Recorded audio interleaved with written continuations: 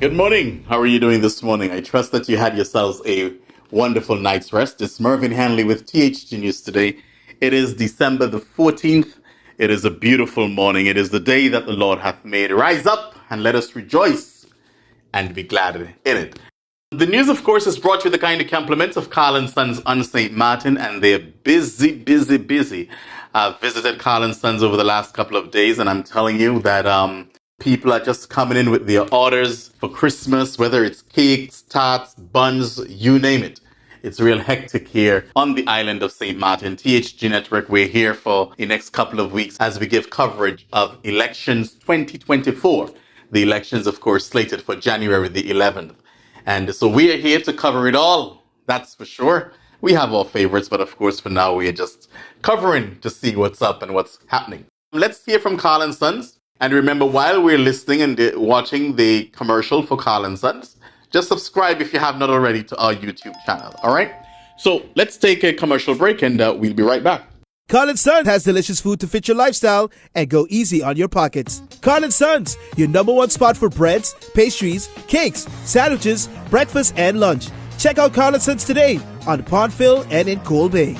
The holidays are here and so is the Christmas ham at Carl & Sons. Get your Christmas ham sandwiches or Johnny cakes this season. Add a choice of cheese or egg or have all three. You can't go wrong with either one. Follow them on Facebook and don't forget Fun Miles is your friend at Carl & Sons. We begin this morning with news out of Bermuda. The cruise ship passenger revenue has rocketed to an all-time high this year, breaking the $200 million barrier for the first time in the island's history. Total economic impact from the 2023 cruise ship season is expected to come in at $221 million, up from last year's figure of $154 million.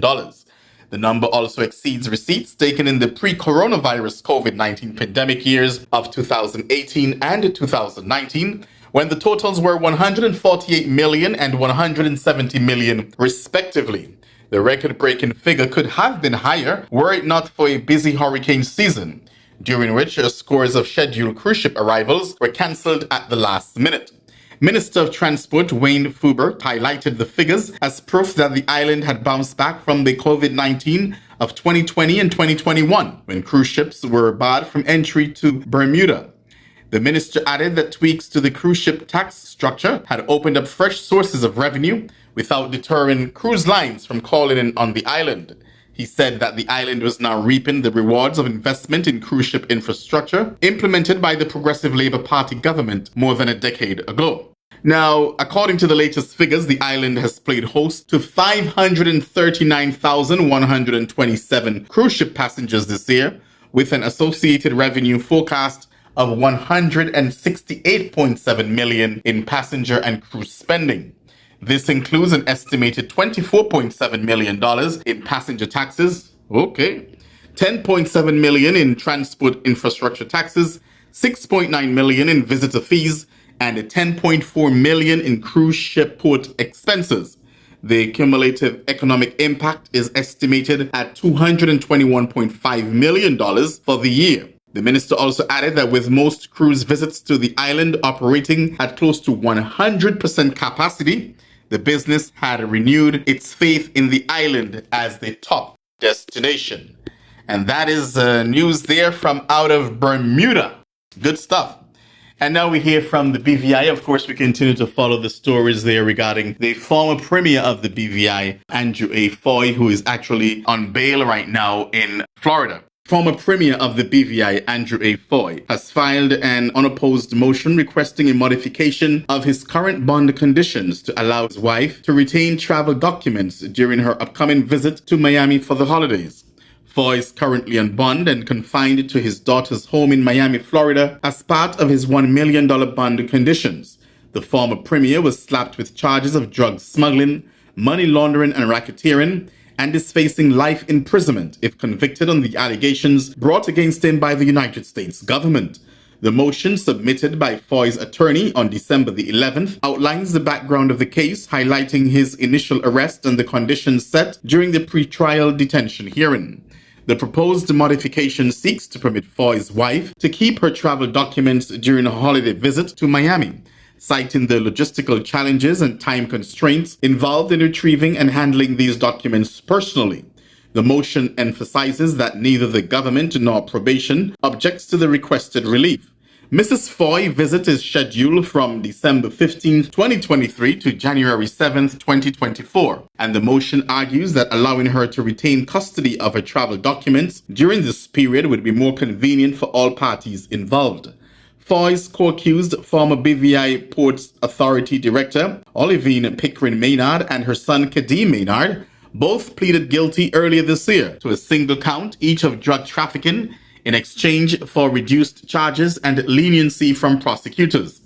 Kadeem was recently sentenced to 57 months in prison. However, his mother is likely to testify in Foy's trial as part of her plea agreement and will be sentenced on January the 18th, 2024, just 10 days after Foy's trial commences in earnest. Foy's lawyer previously said that Foy did not intend to seek a plea deal and wanted to fight the charges vigorously in court once his trial came up. Foy's trial date has experienced multiple delays because of difficulties arising from the substantial volume of evidence. Prosecutors have faced challenges in disclosing this extensive evidence to Foy's defense team. It is so unfortunate. One day I promise I will speak about this, I guess after it's over. Someone who I would say I had a good relationship with, a friendship with, and it is so unfortunate. It is so sad, and I guess next year he'll find out his future, right? Now let's move on to news out of St. Kitts. The Honorable Marsha T. Henderson, the tourism minister, she has been named Caribbean Tourism Minister of the Year at the Caribbean Journal's Caribbean Travel Awards 2024. This incredible achievement is a testament to Minister Henderson's dedication and exceptional leadership of the St. Kitts tourism industry. This is actually a press release that I'm reading. The Caribbean Journal's recognition of St. Kitts as a reinvented destination reflects the remarkable strides Minister Henderson has taken in reshaping our brand and showcasing the unique attributes that make our island truly special. The increased airlift, including the addition of new flights from JetBlue and the exponential growth of our cruise sport, not only demonstrate your exceptional vision, but also highlight the trust and confidence that the industry has in your leadership. Congratulations to the Honorable Minister of Tourism of St. Kitts, Marsha T. Henderson.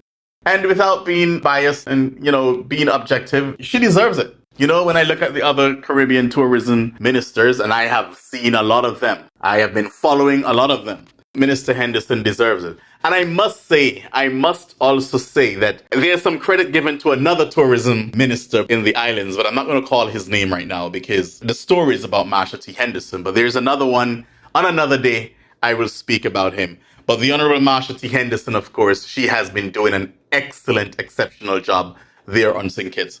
And so this accolade and this award that she has received comes as no surprise to me at all. And finally, in our news this morning, minimum wage earners in St. Kitts and Nevis will benefit from a higher rate of pay in 2024 as the federal government, led by Prime Minister the Honorable Dr. Terence Drew, delivered on a key pledge to improve the lives of citizens and residents in a meaningful way. During the presentation of the 2024 budget to the National Assembly yesterday, Prime Minister Drew, who also holds a portfolio for the Ministry of Finance and who also spoke for almost 6 hours. Whew. I don't know how he did that. I thought I was bad. Drew, the Prime Minister, spoke for almost 6 hours yesterday, and I believe he could have gone more. 6 hours. Yep. So he announced that as of January 1st, 2024, the minimum wage will move from $9 per hour, or $360 per week, to $10.75 per hour, or $430 per week. I say to our people who have been patiently waiting for almost 10 long years for the government to bring relief to their situation, we got you, Dr. Drew assured. He further announced that an additional increase in the minimum wage will be implemented on July 1st, 2025, from an hourly rate of $10.75 to $12.50. This means that the weekly rate of $430 will move to $500 per week. Our government is determined to ensure that this important policy initiative brings real improvement to the standard of living of the people in our workforce, Prime Minister Dr. Drew stated. By providing a fair and livable wage, we empower our workforce, allowing them to support themselves and their families without the constant strain of financial hardship and insecurity, the Prime Minister said during his presentation. It is well known that when workers have more disposable income, they spend more within their communities, thus stimulating local businesses. This creates a cycle of growth, leading to increased production and economic stability. Honorable Dr. Drew added that the increase will serve to motivate workers, which will in turn increase productivity.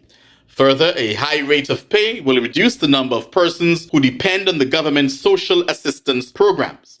The increases to the rate of pay were recommended by the National Minimum Wage Advisory Committee, which was formed by the government to review the minimum wage. Excellent. I like this. And I actually liked the budget yesterday. You'd think that Prime Minister Drew was Oprah. A lot of giveaways yesterday. And it's not an election. Yes, my question is, are all of these sustainable? Well, we'll find out in the coming year, especially when he announced no new taxes, but we'll find out all of that. But I must say what he did yesterday gave the people some hope, and people will have money to spend and to inject back into the economy for this Christmas season. Okay, and that is our news for this morning. My name is Mervyn Hanley. Of course, do join me again tomorrow morning for a similar presentation. Enjoy the rest of the day.